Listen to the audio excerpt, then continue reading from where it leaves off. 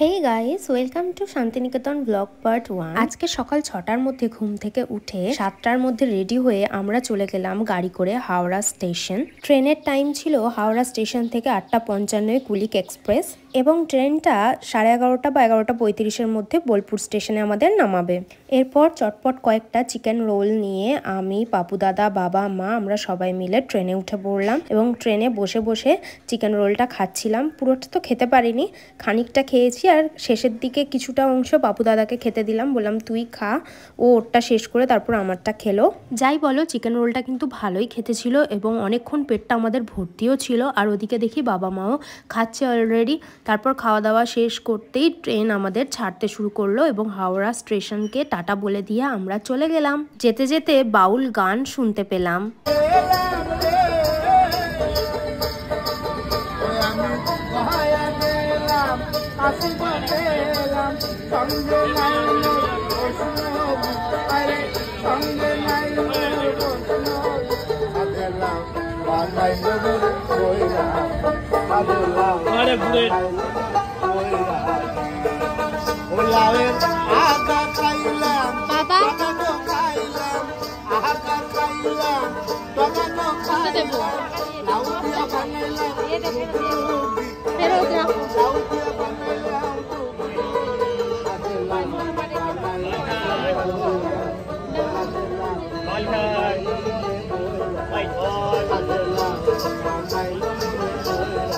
এইভাবে বাউল গান শুনতে শুনতে আমরা বেশ কিছুটা পথ অতিক্রম করি এবং রাস্তায় চলতে চলতে আমি এরপর মায়ের পাশে গিয়ে বসি আর বাবা আর পাপুদা একসাথে বসে। ট্রেনে করে যেতে যেতে এমন প্রাকৃতিক সৌন্দর্য দেখতে কার না ভালো লাগে বলো। আমি জানলার ধারে এসে বসলাম মায়ের পাশে আর মায়ের সাথে গল্প করছিলাম, দুজনে আলোচনা করছিলাম যে আজকে কোথায় কোথায় যাব ঘুরতে।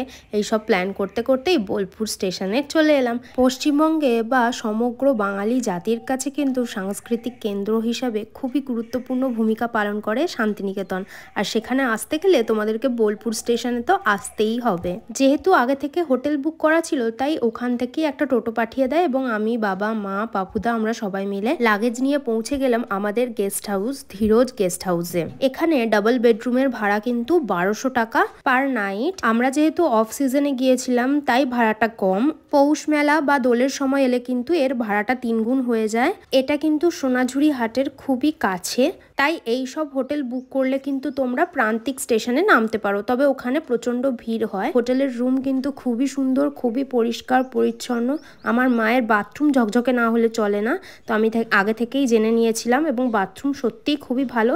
যারা পরিষ্কার পরিচ্ছন্ন হোটেলে ফ্যামিলি নিয়ে আসতে চাও তারা কিন্তু এই হোটেলে যোগাযোগ করতে পারো। স্টাফরাও কিন্তু খুবই ভালো ছিল। আজ তবে যাই, বাকি পার্ট নিয়ে খুব তাড়াতাড়ি আসছি। ভিডিওটা ভালো লাগলে একটা লাইক করে দিও, আর চ্যানেলে নতুন হলে সাবস্ক্রাইব করে দিও বা ফলো করে দিও। বাই।